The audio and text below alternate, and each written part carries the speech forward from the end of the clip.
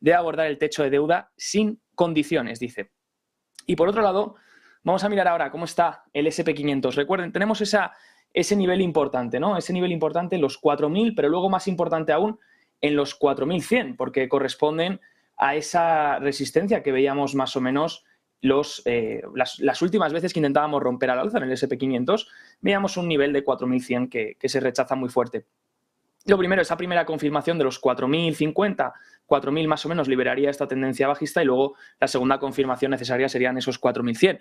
Muchos analistas dicen que, bueno, que posiblemente el rally, este rebote, ya ha llegado a su fin. Por ende, vamos a intentar entender cuál ha sido este inicio del rebote o cómo ha sido la naturaleza de este rebote que hemos vivido. Fíjense en esta tabla. Esta tabla lo que nos muestra nos factoriza por temáticas las diferentes empresas. Entonces, distinguimos por diferentes cosas, ya sea deuda, ya sea posicionamiento en corto, ya sea la beta, su volatilidad, ya sea su interés o su capitalización bursátil, sus ventas o sus beneficios.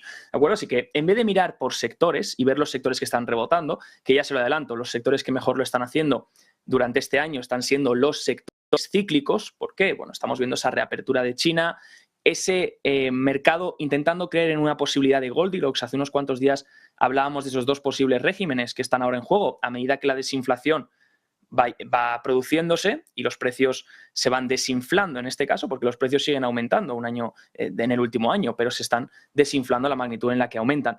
Pero a medida que vamos obteniendo esa desinflación, pues tenemos dos vías. O bien entramos en un régimen de Goldilocks, que es lo que nos quieren vender los bancos centrales, donde, oye, vamos a crecer, va a haber crecimiento, no va a ser un crecimiento a lo mejor por encima de la tendencia como estábamos acostumbrados, pero va a haber un crecimiento positivo real. Y luego otro escenario, que es el que más bien están descontando ciertos economistas, o lleva descontando el mercado durante bastante tiempo ya, porque en 2022 no se hablaba de otra cosa, y es ese escenario de recesión y posible deflación también. Ya no hablamos de que se desinflen la subida de precios, sino que hablamos de caída de precios. Entonces, estamos entre esas dos vertientes y el año, obviamente, el año 2023 ha empezado con un tono mucho más enfocado a Goldilocks. Hemos visto la reapertura de China, estamos viendo que Europa nos está diciendo que posiblemente se pueda evitar la recesión y que si no se evita será una recesión leve. Estados Unidos ya estamos viendo cómo la inflación sigue frenando. Claro, entonces el mercado intenta descontar este escenario, ¿no? Y si descontamos este escenario o miramos el rebote que está habiendo por este escenario, vemos un rebote de exposición al riesgo, un rebote denominado risk-on. Y si se fijan, pueden ver que las acciones que más han rebotado durante este año, vamos a marcar por aquí, o que llevan rebotando más durante este año 2023, son, lo primero, las acciones con mayor deuda respecto a su enterprise value, a su EV, las acciones más vendidas en corto, las que tenían un mayor interés en corto, fíjense, un 8,5% llevan en el año ese tipo de acciones respecto a un 3,4% que llevan las acciones que no están tan vendidas en corto. Las acciones high beta, que llevan un 9,4% respecto a las low beta, que es un 0,9%, high beta podríamos denominar como alta volatilidad, low beta, baja volatilidad, ¿no? Mientras que en 2022 el inversor se movía de alta volatilidad a baja volatilidad para protegerse y no estar a los vaivenes del mercado y evitar posibles pérdidas, pues ahora vemos que esas high beta, esas empresas de alta volatilidad que nadie quería, ahora son las que están rebotando un 9,4%, ¿no?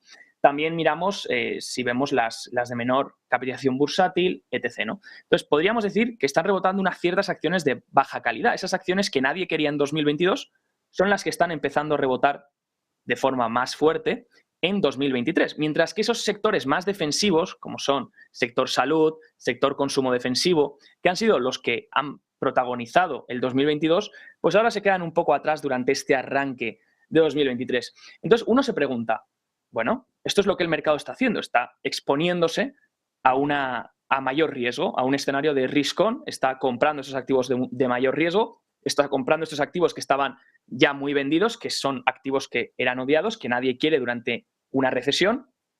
Y ahora hay que preguntarse, ¿y esto tiene continuidad? Pues una de las formas de ver la continuidad, porque nadie lo sabe, ni tenemos una bola mágica, ni predecimos el futuro, es estudiar los activos de riesgo. Es ver qué están haciendo los diferentes activos de riesgo y cómo está yendo esa exposición al riesgo por parte del mercado, por parte de los institucionales. Si miramos algunos indicadores rápidos de riesgo, tendríamos, por ejemplo, el Bitcoin, que sorprendía este fin de semana subiendo otra vez por encima de los $21.000, más o menos. Bueno, pues ahora Las confirmaciones que podríamos empezar a optar es empezar a ver los 22.000 y luego esta resistencia de 22.500 empezar a romperla, ¿no? Si vemos que el Bitcoin sigue habiendo interés por exposición al riesgo y vemos que las criptomonedas lo empiezan a hacer mejor, pues entonces tendremos confirmaciones de que la gente se está exponiendo al riesgo. Por otro lado, si volvemos a esas high beta, low beta y decimos, vale, son las de alta volatilidad, las high beta, las que han rebotado y lo están haciendo bien porque la gente se está exponiendo al riesgo. Bueno, pues que el ratio high beta, alta volatilidad versus low beta, baja volatilidad, siga al alza. Fíjense el ratio,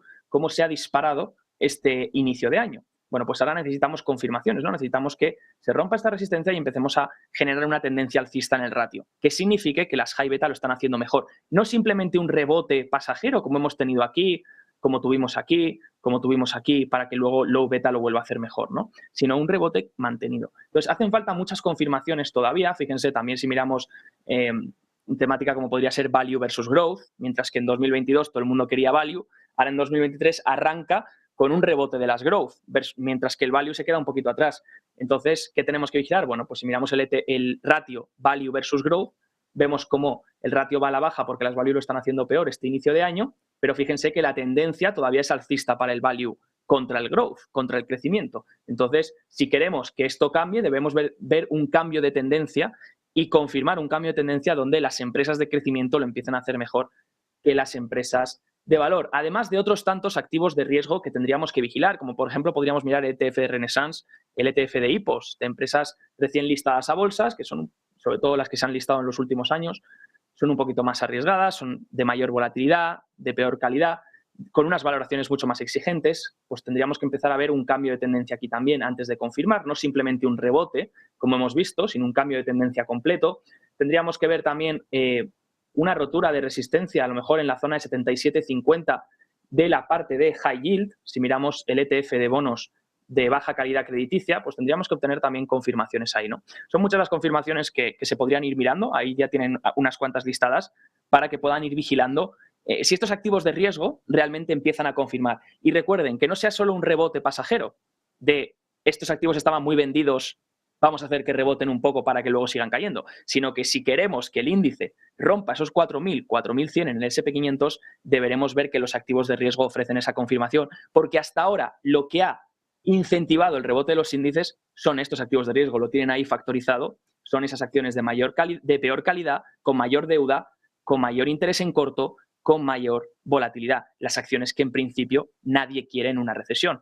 El mercado está también descontando probabilidades de un escenario de Goldilocks. Menor inflación, crecimiento real positivo. Pero eso puede que no llegue.